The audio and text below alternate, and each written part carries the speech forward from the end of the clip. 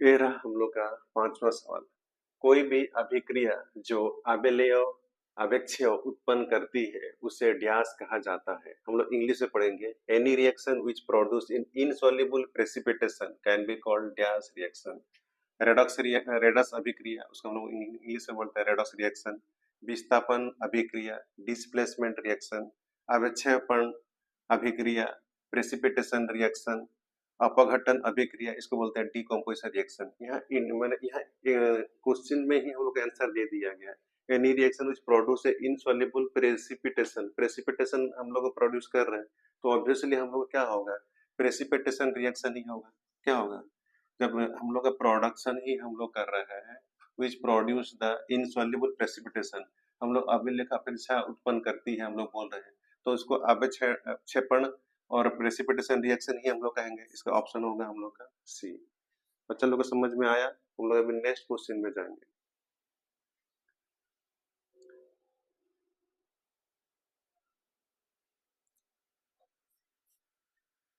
ये रहा हम लोग का 6 नंबर सवाल। निम्न में से किस तत्व के आणविक रूप में परमाणु की संख्या अधिकतम होती है। हम लोग इंग्लिश से पढ़ेंगे। विच of the following elements which of the following element has maximum number of atoms in its molecules। हम लोग का ऑप्शन दिया गया A sulphur, option B phosphorus, option C argon, option D neon. हम लोग यहाँ क्वेश्चन क्या दिया गया देखिए, which of the following element has the maximum number of atom in it molecules. उसका मॉलिक्यूल्स में हम लोग इन नेचर में हम लोग केवल सल्फर एग्जिस्ट करता है maximum number of the atom. इसका हम लोग सल्फर का मॉलिक्यूलर फार्मूला लिखेंगे हम लोग S8 सल्फर। तो इसमें वन मॉलिक्यूल में हम लोग जैसे वन मॉलिक्यूल में नंबर ऑफ एटम कितना, 8 नंबर ऑफ एटम कर रहा है सल्फर में। 8 नंबर ऑफ एटम है सल्फर में, इन सल्फर में। और हम लोग फास्फोरस जैसे इसको बोलते हैं व्हाइट फास्फोरस, इसका फॉर्मूला आता है ये वाला व्हाइट फास्फोरस। इसमें वन मॉलिक्यूल में हम लोग का कितना 4 नोस ऑफ द एटम रहता है ये फास्फोरस। और आर्गन और नियॉन ये है मोनोएटॉमिक। मोनोएटॉमिक इसका नियॉन इनर्ट गैस है, नोबल गैस है। ये वाला एग्जिस्ट करता है आर्गन और नियॉन। इसका ये लोग का वन एटम ही एग्जिस्ट करता है, वन एटम एग्जिस्ट करता है बस, आर्गन एंड नियॉन। तो हम लोग का ऑप्शन का हिसाब से क्या क्या क्वेश्चन दिया गया, which of the following element has maximum number of the atom in it the molecule। इसमें से हम लोग का सबसे अधिक इसमें है सल्फर में है, तो हम लोग का ऑप्शन ए सही है, क्योंकि सल्फर इन नेचर में सबसे ज्यादा एटम सल्फर में ही रहता है। एक मॉलिक्यूल में 8 एटम्स रहता है। हम लोग अभी नेक्स्ट क्वेश्चन को ये रहा हम लोग का 7 नंबर सवाल। निम्न निम्न कथन पर विचार करते हुए सही उत्तर का चयन कीजिए।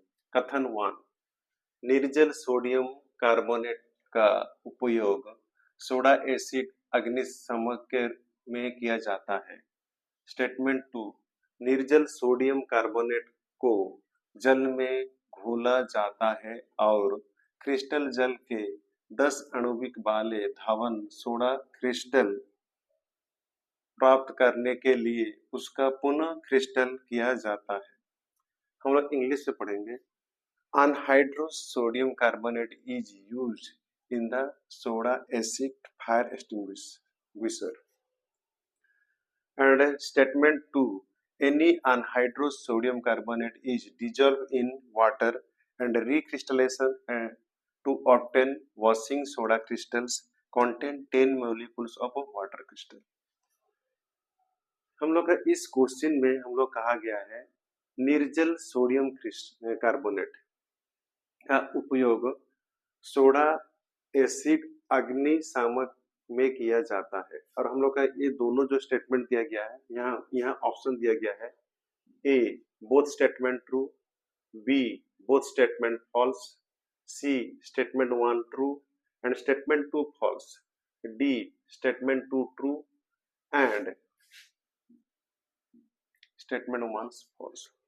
हम लोग पहले स्टेटमेंट 1 को चलते हैं। क्या लिखा है? निर्जल सोडियम कार्बोनेट का, हम लोग निर्जल सोडियम कार्बोनेट, हम लोग का सोडियम कार्बोनेट है, देखिए anhydrous sodium carbonate, sodium carbonate Na2CO3, इसका उपयोग हम लोग सोडा एसिड फायर एक्सटिंग्विश में किया जाता है। ए स्टेटमेंट फॉल्स है, हम लोग का ए स्टेटमेंट हम लोग का फॉल्स है। हम लोग नॉर्मली सोडियम बाय कार्बोनेट का यूज करते हैं हम लोग को सोडा एसिड फायर एक्सटिंग्विश के लिए। हम लोग सोडा एसिड फायर एक्सटिंग्विश के लिए हम लोग यूज करते हैं सोडियम बाय कार्बोनेट को हम लोग यूज करते हैं, इसलिए ये वाला पहला वाला स्टेटमेंट हम लोग का गलत है। और हम लोग का दूसरा स्टेटमेंट दिया गया है, देखिए any anhydrous sodium carbonate is dissolve in water at crystal to obtain, उसको हम लोग बोलते हैं वॉशिंग सोडा क्रिस्टल बनाता है, उसमें 10 मोलिकुलर ऑफ वाटर रहता है। हम लोग सोडियम कार्बोनेट में हम लोग जब वाटर को डिजॉल्व करते हैं, देखिए यहाँ पर सोडियम कार्बोनेट में हम लोग क्या डिजॉल्व करते हैं? वाटर।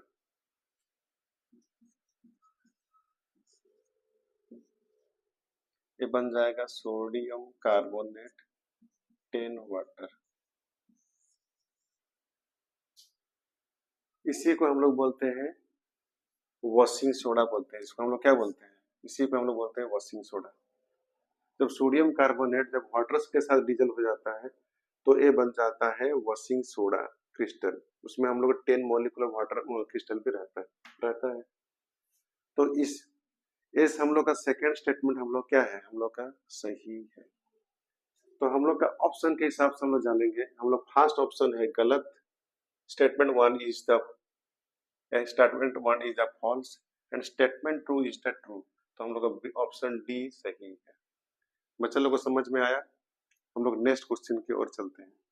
ये रहा हम लोग का 8 नंबर सवाल। किस कारक और कारकों ने वैज्ञानिकों को तत्व के वर्गीकरण की ओर अग्रसर किया? पहला, तत्वों के संश्लेषण की विभिन्न विधियां। हम लोग का स्टेटमेंट 2, तत्वों के विभिन्न स्रोत। स्टेटमेंट 3, तत्वों के विभिन्न गुणों। हम लोग इंग्लिश में पढ़ेंगे। Which factor lead scientists to the classification of element? पहला, different method of synthesis of elements. Second statement, different source of the elements. Statement 3, various property of the element. क्योंकि हम लोग को जो वैज्ञानिकों ने जो क्लासिफिकेशन ऑफ एलिमेंट किया, हम लोग का मेनली ये तीनों ही स्टेटमेंट को ही फॉलो किया है। Different method of synthesis of the element, क्योंकि हम लोग जब एलिमेंट को डिस्कवरी करने टाइम में बहुत सारा मेथड को वो लोग फॉलो किए हैं और डिफरेंट मेथड सब हम लोग फॉलो किए हैं। Different method of the synthesis of the element, her element के लिए अलग अलग प्रोसेस से हम लोग उसको निकाले हैं। और different source of the element, क्योंकि हर एलिमेंट का सोर्स, जैसे हम लोग का हर एलिमेंट, जैसे गोल्ड का सोर्स अलग है, सोडियम का सोर्स अलग है, और हम लोग का हर एलिमेंट का, जैसे हम लोग का थोरियम का मैंने हम लोग का सोर्स अलग है। हर डिफरेंट सोर्स का यूज किए हैं एलिमेंट को हम लोग को सिंथेसिस में बनाने में। और various property of the element, her element का प्रॉपर्टी, नेचर ऑफ प्रॉपर्टी अलग अलग है। तो ये तीनों स्टेटमेंट हम लोग का सही है। हम लोग का स्टेटमेंट 1 भी सही है, स्टेटमेंट 2 भी सही है, स्टेटमेंट 3 भी सही है। हम लोग को यहाँ बोला गया which factor lead the scientist to the classification of the element बोल रहे हैं। कौन सा फैक्टर सब हम लोग को लीड किया साइंटिस्ट लोग को क्लासिफिकेशन ऑफ एलिमेंट के लिए? ये हम लोग का तीनों, हम लोग का यहाँ जो दिया गया स्टेटमेंट हम लोग को सेटिस्फाई कर रहा है क्लासिफिकेशन ऑफ द एलिमेंट। तो इसी के हिसाब से हम लोग का जो ऑप्शन दिया गया है bit A, 1, 2 and 3 are correct. यही वाला हम लोग का करेक्ट है। बाकी सब करेक्ट है, लेकिन इंडिविजुअल, लेकिन हम लोग यहाँ तीनों स्टेटमेंट सही है। तो हम लोग का इस क्वेश्चन के हिसाब से हम लोग का ऑप्शन ए सही है। हम लोग का bit 1, bit 2, bit 3, statement 1, statement 2, statement 3 all are correct. बच्चा लोग समझ में आ गया? हम लोग जो सेट आज हम लोग डिस्कस किए, ये हम लोग का 17/8/2022 शिफ्ट 2 का क्वेश्चन हम लोग डिस्कस किए।